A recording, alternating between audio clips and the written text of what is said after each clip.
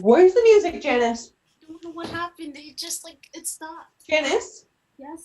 We were doing so well. Okay, Rhonda, thank you. Should we just go mirror? Do we mirror, keep- mirror? No, we're gonna start over again, and Janis is gonna do the right music cue. Mirror, mirror, double mirror. Come on, guys. Not that hard. It's a huge metaphor. So round 5. Okay. Here we go. Here we All go. right, let's Another do it. take. Everyone roll the shoulders back. Yeah. Janis, hurry up.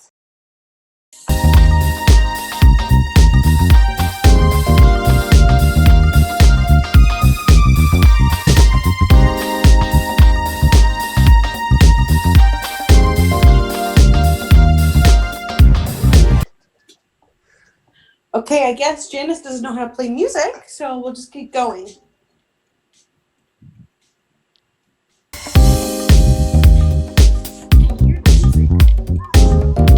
Yes, everyone. Where are we? We don't know. It's the space. And 5, 6, 7, mirror. Double mirror, double mirror. And step. No, what's that? What's that? What's that? Her foot. And out of frame.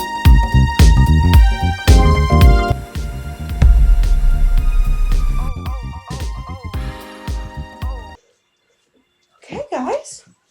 Honestly, for a 5th run through, not bad. Not bad. Really good. Like, you all are really getting the hang of it. Jaden, maybe for next time, try loosening up your shoulders, think of, water flowing. I am loose. Well, that was a great warm-up, Rhonda. Yeah, honestly, Rhonda, great job. I feel so loose. I feel ready to work.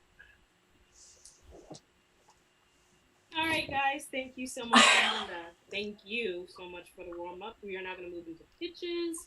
Sorry, but that was my pitch. Oh, okay. Well, What? What's wrong with my pitch? That wasn't a pitch. What? Rhonda, it just didn't really. It doesn't have a plot. Jaden. Okay, Rhonda, it's a good start. I just think that we were all kind of looking for something. Okay, first of all, that was not a pitch. Yes, if I'm being perfectly honest, it was the most incongruous, unnecessary piece of movement I have ever witnessed. Yeah, this is not what we talked about. We need something good. We need something we can dig into. We need something we can perform well because, we're actors, not circus freaks.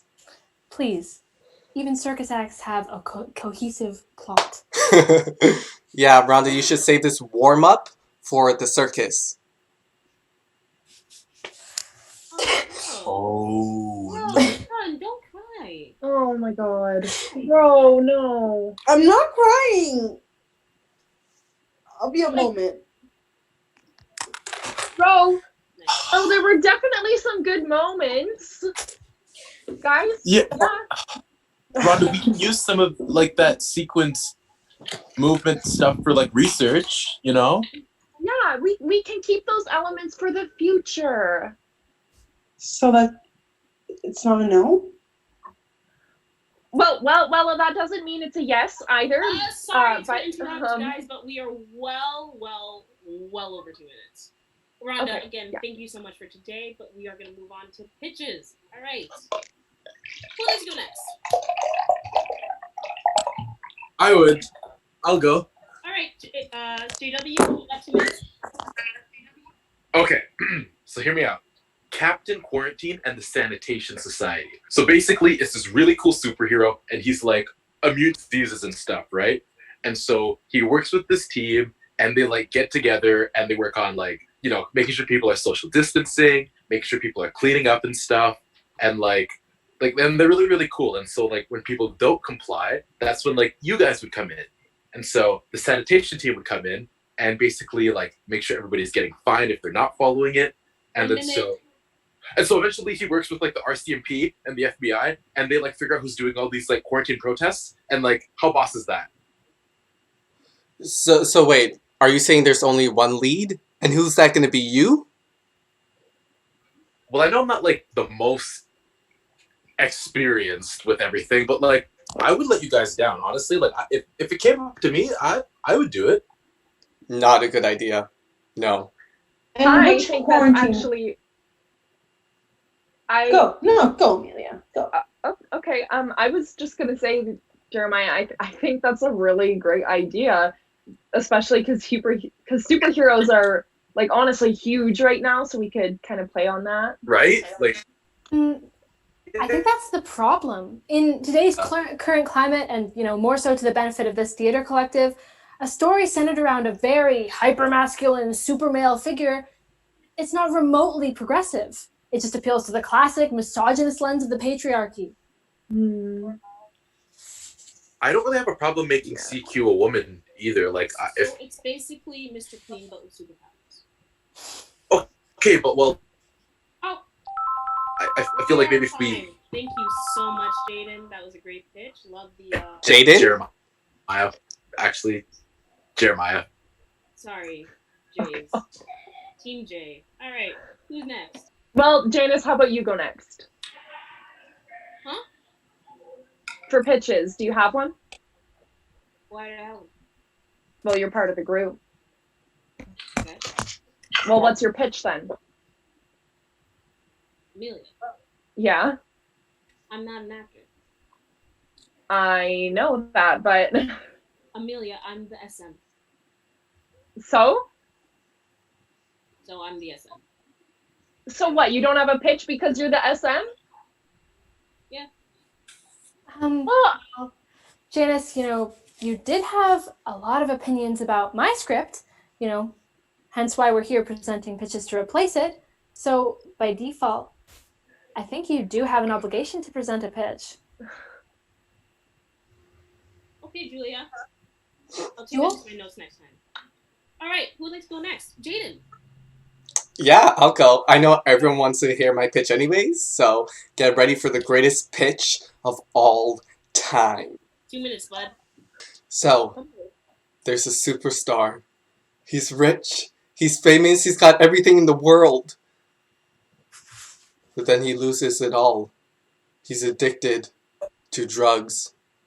All he has is himself and his drugs. And he can't beat it, and he goes through the worst few years of his life. He struggles through trial after trial as he tries to climb back up the ladder of success. And he does. He succeeds. Through his hard work, dedication, bravery, and willpower, he's able to stand back at the top. 1 minute. It's really a story of how he's able to recognize his talents once again and trust in his abilities to be the best. And that is my pitch. I know everyone loves it, but please hold your applause. I'll be taking any questions.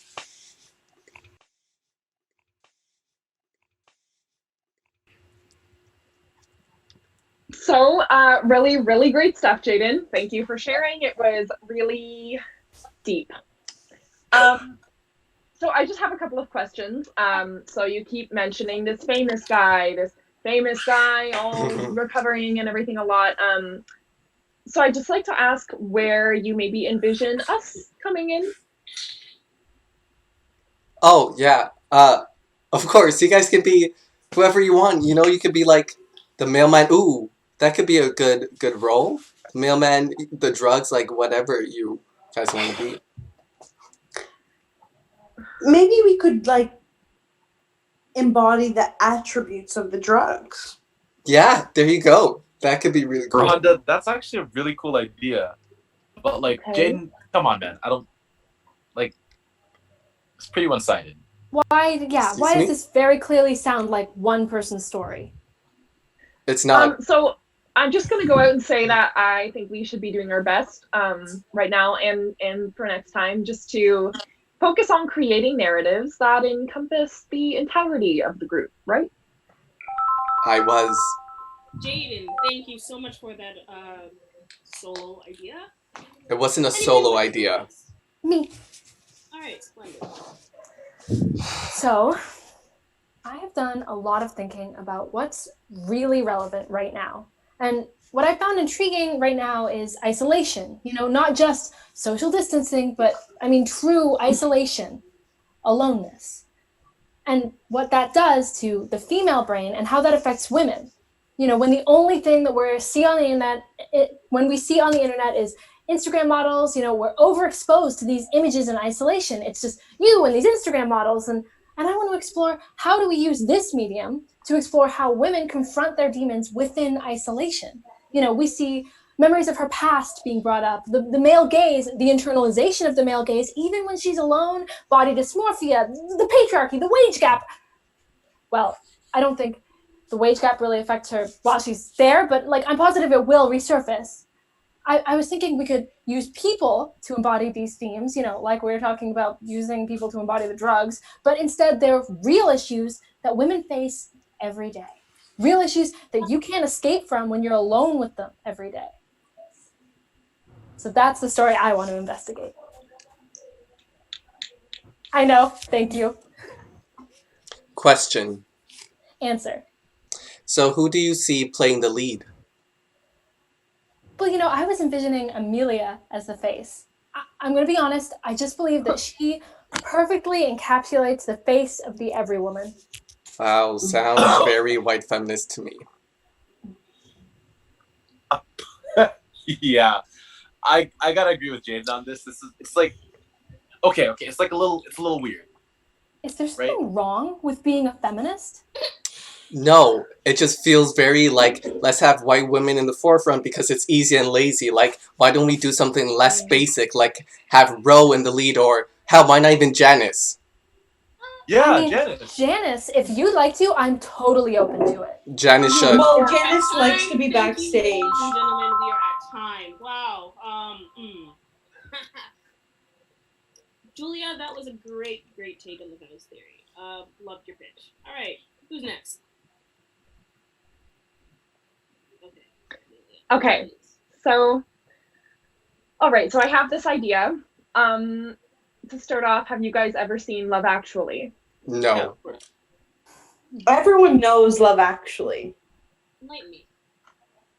So it's this vignette kind of movie. It goes in and out of people's lives and the hardships that they face and their struggles with affairs and like politics, and there's this whole part where Keira Knightley has this one scene and there's all these signs that he put. Okay, anywho, basically the whole movie at its core is about the love that these characters have for one another. And along these lines, I think that we have an opportunity to tell almost like a Love Actually meets Shakespeare kind of love story here, like where the struggle that the lovers face is the separation that they have through some sort of distancing, and like for us that's physical distancing right now. So you mean like two leads, or like? Well, no, like we're all in our own love stories. All of our love stories are interconnected, but they're not like physically interconnected, hence why we present it through the screen. We could all come up with our own love stories, asking the question, what it's like to be online and in love. Or in love and online. Same thing. I hope this isn't like we're trying to pull from our own personal experiences. Yeah. No one ever said it would, Rhonda. I think that would cause some issues, you know, personally. Okay, well, guys, to be honest, literally all we've been doing with each other's pitches is pointing out issues over and over, and like it's kind of... Yeah, and you're not the exception, Amelia. Okay, I think we're getting a little heated. Okay, I never said that I had to be. Stop it, Rhonda. We need a fucking pitch now. My play was clearly the best one, and it's not my... Janis, I know you're trying to like avoid being the center of attention, but you have so much to offer. Only woman can look like you know, white and pale and blonde. You're such a white feminist. You know, you remind me of someone else who also only liked white people with blonde hair and blue eyes. Jane, listen to me. Okay, dude, like, you're one of the best actors we've got here, and we need you to help pull everybody else up, dude. Like, I mean, I don't know how many more times we need to tell you that. Like, I think you're really gonna blow us away. Should I not be the lead? Like, are you actually saying that Rhonda would be a better choice because she's like actually a better actor or something? Or like, what exactly are you saying? Because if it is a matter of skill, then like Amelia, homegirl. This is not really going with the whole like professionalism vibe that you've been like. Amelia, this is not professional. No one wants to hear from me because my opinion doesn't matter. Because my pitch wasn't a pitch, apparently. It is so typical of you, this male-centric tale of a man conquering something. It is so narcissistic. The only characters listed are some man and all the drugs he does. Like, I understand if you're feeling a little tense right now, but like, maybe try using your ideas to lift other people up and maybe get them at the level that you're at, man. Like, there is literally no point in me telling you why nobody's even thinking about your pitch. It wasn't even close to a pitch.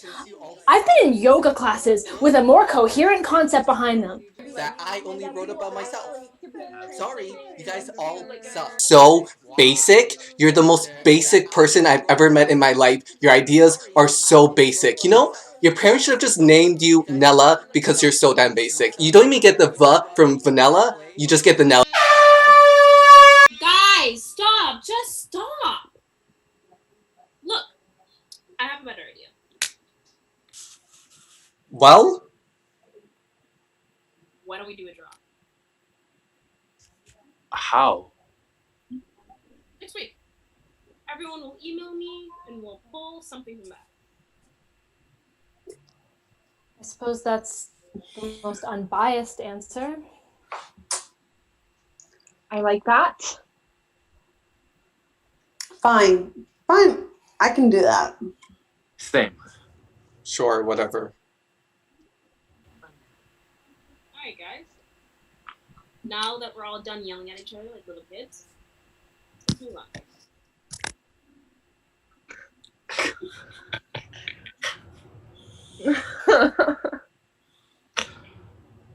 Oh my god.